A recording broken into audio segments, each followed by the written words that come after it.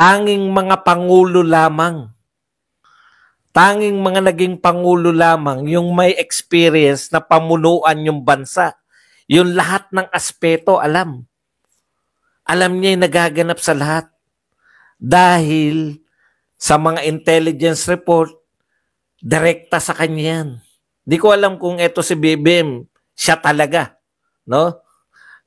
Pero natitiyak ko sa inyo si Tatay Digong, tapos ito si Gloria Macapagal-Arroyo, direkta yan. Alam nila yung nagaganap sa bansa, sa Pilipinas. Sino pa ang may pinakamagandang maipapayo sa iyo kung panahon ng kagipitan, kinakailangan mo ng anong tawag doon, yung gabay, kung paano malulusutan yung mga mahigpit na sitwasyon, kung hindi yung mga dating pangulo. Kaya po, lagi silang nakalagay dyan sa National Security Council. Dahil ipinagpapalagay po lahat yung may wisdom. Kasi yung wisdom po nila, kasama po yan sa trabaho nila. Kahit na ano pa pong husay, halimbawa po, si Gibo Chodoro, kahit na po top-notcher siya, kahit na po napakagaling niya pagdating sa depensa kasi DND secretary na rin yan. Pero hindi niya po, wala pong kapantay yung experience ng pagiging isang pangulo. Wala pong kapantay yung experience ng kinakailangan mo magpasya, buhay at kamatayan ng bansa mo. Lalong-lalo na po si Tatay Digong. Di ba? Nagdeklara ng martial law yan. Sino po sa mga miyembro ngayon ng present National Security Council ang bumubuo na po? Executive Secretary, Presidente, Executive Secretary, Senate President, si Speaker of the House. Sino sa kanila yung may experience na magdeklara ng martial law? Sino sa kanila yung may experience na magkaroon ng malawakang mga rally? O si Gloria Macapagal-Arroyo. Ang lalawak ng rally nung panahon niya. Sino sa kanila na experience na ma-impeach? Si Erap. Naranasan niya kung paano ma-impeach. Wala pong makakapalit, no? Yung experience mo na mamuno kung paano ka magpapasya. Sino naka-experience na makipag-deal sa China, makipag-deal sa US? Lahat ng mga miyembro ngayon, definitely, si Chis Escudero, waiter lang yan. Si Martin Romualdez, magaling lang yan sa paghawak ng pondo. Si Bersamin, magaling lang yan sa batas. Pero yung diskarte, paano ka nakipag-ugnayan sa China, paano ka nakipag-ugnayan. Natatandaan nyo, nung unang bago pa lang yung Pangulo, si Bongbong Marcos, bago pa lang siya na ka-elect pa lang niya, sino lagi yung sinasama niya sa abroad? Si Gloria Macapagal-Arroyo. Hindi mo kasi matatawaran yung experience ni Gloria Macapagal-Arroyo makipag-deal, kung paano makipag-deal sa mga world leaders. Wala namang karanasan yan si Martin na makipag-deal sa mga world leaders. Si Chis Escudero, si Bersamin, wala yung mga yan. Walang instance na nakipag-gitgitan yung mga barko nila. Hindi sila nagpapasya. Wala pang karanasan si Martin, si Chis Escudero, si Bersamin na magpapasya sa paano pag ginigit-git ka ng China, yung barko mo.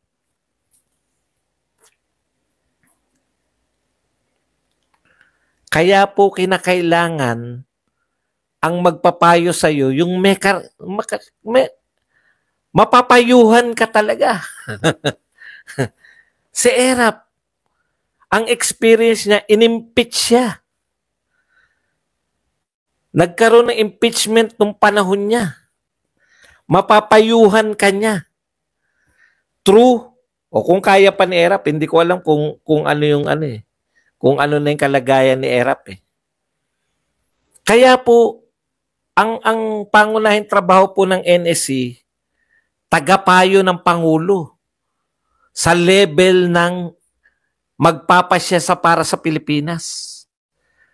Kaya po laging kasama yung mga dating Pangulo, may experience na sila na namuno ng Pilipinas. Kukunin mo yung experience nila para makinabang ka. Kasi ikaw ang kasalukuyan eh. Baka isa sa kanila, isa sa tatlong yan, ay may experience ng hinaharap mo ngayon, how to deal. Yun po yun. Kaya po sila importante sa National Security Council. Hindi po dahil sa kung ano-ano. Hindi po dahil sa pinupolitika, hindi po. Tsaka isa pa, dahil sila'y dati ng Pangulo, wala na silang chance na maging Pangulo uli. Kaya wala po sila yung makabalik ako. Kinakailangan kong, wala pong ganun eh. Tapos na sila eh. Kahit naman si Tatay Digong, lagi yung tapos na ako riyan, di ba? Ayoko na. Experience nila at very willing yung mga yan na magpayo. Coming from their experiences. So, importante po yun. As a leader, lalo na yung kapasidad ni BBM na masasabi naman natin na hindi naman talaga magaling siyang mag-deliver, paminsan-minsan, deliver ng pananalita, pero iba yung delivery ng pananalita sa actual na. Si Erap, mas magaling mag-deliver sa kanya dahil si Erap naiintindihan eh. Tsaka dating artista eh. mas matindi yung ma-deliver. Walang kumpa-kumpare. Walang kama-kamag-anak. Di ba? Walang kaibigan.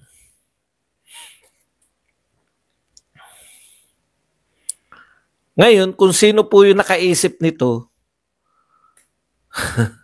natanggalin sa NSC itong mga vice president at yung dating mga presidente, tingin ko mali, no? Kasi wag mo na tawaging NSC, National Security Council. Lahat yan tauhan mo. Lahat, di ba? Lahat yan tauhan mo. Yung imi-meeting mo, actually lahat yan dapat sumusunod sa'yo. Di ganun din. Wala ka rin mahihita dyan dahil maghihintay lang din ng final say. Ang final say mo rin yan. Tauhan mo rin lahat yung miyembro. Maliban na lang kung may mas marunong pa sa'yo dyan na siya talaga nagpapasya. Kasi dyan na lang sa budget eh. Tignan po ninyo.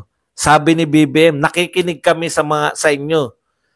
Gusto ninyo na maayos namin yung pagbabudget. Ano sabi ni Bersamin? Agad-agad. Kahit naman hindi kayo pakinggan eh. Nagtatrabaho na si BBM para papunta dyan eh. Parang ini-itsipwera rin yung sinasabi na BBM na kaya nagkaroon ng pagbabago, kaya siya may mga binito dahil nakikinig siya.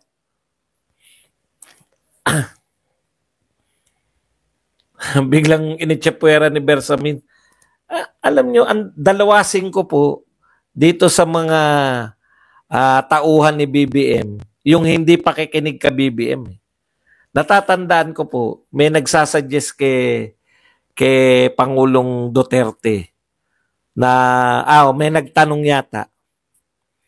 May nagtanong kay Pangulong Duterte kung isasalang ba sa impeachment si Leni Robredo. Alam nyo, pwede po eh. Kasi nangangampanya siya. Nung panahon na yun, si Leni Robredo dumadayo sa abroad para siraan yung gobyerno. Na hindi po ginawa yan ng mga Duterte. No? Hindi po dumadayo sa abroad. Sinisiraan ng mga Duterte yung gobyerno, pero dito lang sa Pilipinas. Dito lang sa Pilipinas. Okay.